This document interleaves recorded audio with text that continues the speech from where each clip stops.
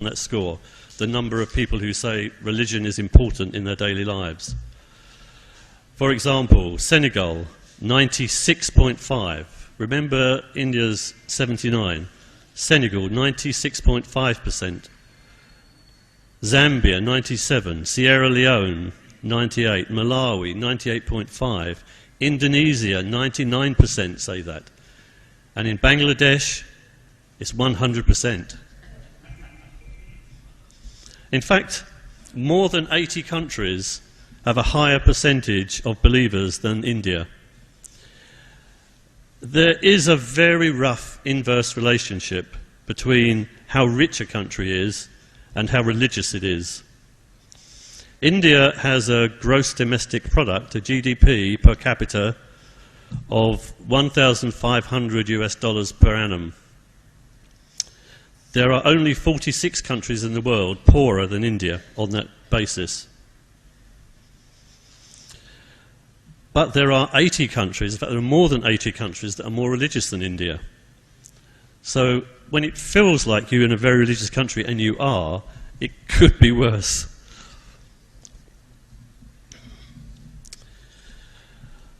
Before I came to Column, I met a Facebook friend of mine in Mumbai. He told me a story that shows the harm that superstition can do. He died in an accident. For most families, that would be a tragedy, but what happened next made it very much worse. His family concluded that the new baby, the new entry to the family, was responsible for the father's death. So my friend became known by his whole family as an evil child and an unlucky child, and as a consequence he was ignored and bullied and abused throughout his childhood. The belief that a baby could have played any part in his father's death is pretty absurd. So it got me thinking about, how do people acquire such... Sorry? Continue. So how do people acquire such beliefs? I think we all know that our core beliefs and values are laid down at an early age. To a very large extent, we share the core beliefs and values of our community. And our core beliefs and values are really part of our culture.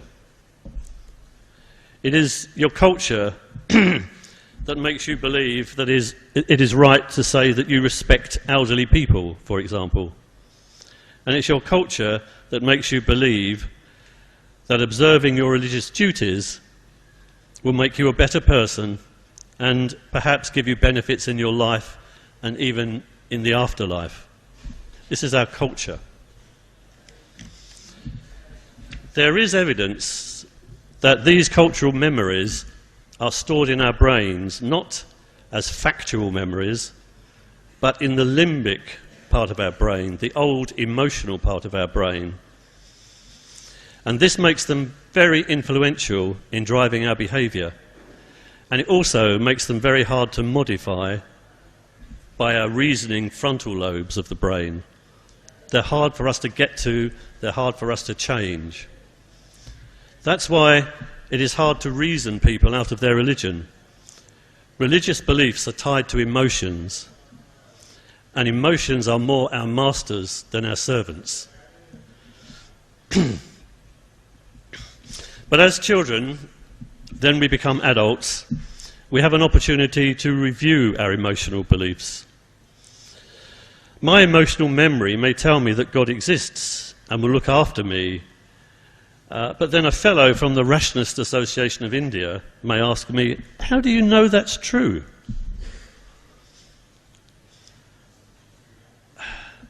We all have the same response when our emotional beliefs are challenged. We try to rationalise them. We look for reasons to justify our beliefs. But the fellow from the Rationalist Association of India may be smart and persistent. He may show me that my reasons are not valid, that every single reason I put forward is invalid. He may leave me with no reasons to believe in God. This is serious. My emotional beliefs are under attack. What should I do? Well, I might punch him. I've seen that happen. I might call him names. We've all seen that happen. I might walk away and make a rude gesture. Or I might use my ultimate defence for my God. I might say, this is a matter of faith, and I don't expect people without faith to understand. Religious people use the word faith, or use faith, as a way of knowing things. When they say, I have faith that God exists, they're really saying, because of faith, I know God exists. They're using it as an epistemological method, a way of understanding, a way of gaining knowledge. But of course, it is a completely worthless epistemological method. And it's easy to see why faith is worthless. Around the world, there are 22 major religions. A major religion which has 1 million or more followers.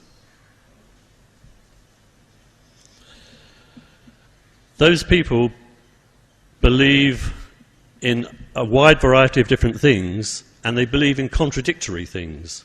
So we know that it is impossible that all those 22 religions believe things that are true. They cannot all be right, but they can all be wrong. But one thing they do have in common, they all used faith to arrive at their belief or to support their beliefs. So if faith is all you have to support your belief, you don't have anything at all. If we can undermine faith as a justification for belief, the religious believer is left stranded. At the very least, he will experience the discomfort of cognitive dissonance. He may feel pressed to relieve that by opening up his beliefs to scrutiny, perhaps just by himself.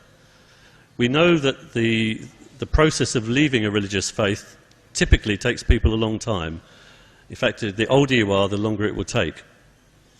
But the first step is to get the person with the belief to open their beliefs to their own scrutiny, to wonder if it's actually true. Once you've undermined faith, that does not guarantee that the believer will change his beliefs. But attacking faith has been shown by Peter Boghossian of Portland State University to be an effective way of creating cognitive dissonance. And I would say that when you're talking to a believer, your aim is not to score debating points. Your aim is to generate cognitive dissonance. That is to say, to make the believer think, I believe this, but this is also true, and these two things cannot both be true. Therefore, something is wrong. Boghossian advises against debating believers on factual grounds, because facts can leave too many escape routes. For example, you might decide to challenge a Christian by attacking the feasibility of the preposterous Noah's Ark story. But in this case, we're attacking facts. Did the Noah's Ark story actually happen? And the believer can protect his beliefs by inventing excuses for these seemingly impossible events. He can appeal to magic. He can say, well, God transported the koala bear from Australia to the Middle East to board the ark and then back again. And you're kind of stuck at that point. By attacking faith, however, you attack the very foundations of belief. We know that to demolish a building, the hard way is to start at the top and work down story by story. The faster way is to undermine the foundations and the whole building collapses. If you engage in debates with believers, I recommend Boghassian's latest book, which is called A Manual for Creating Atheists. A Manual for Creating Atheists. I do recommend that. Finally, I'd like to thank you for inviting me to address you today. The Rationalist Association has a very important job to do. As Sam Harris said, no society ever suffered from being too rational. I suggest to you that every time you win a person to rational thinking, you give India a slight edge over those countries who see rational thinking as an enemy. We're all brothers and sisters in the struggle for reason. We want a rational India. Yes, of course we do. We also want a rational world. We want to see the age of religion and superstition as part of our history and not part of our present. We want a future where men and women are consistently rational and sceptical. So let the rational people of the world learn from each other and help each other.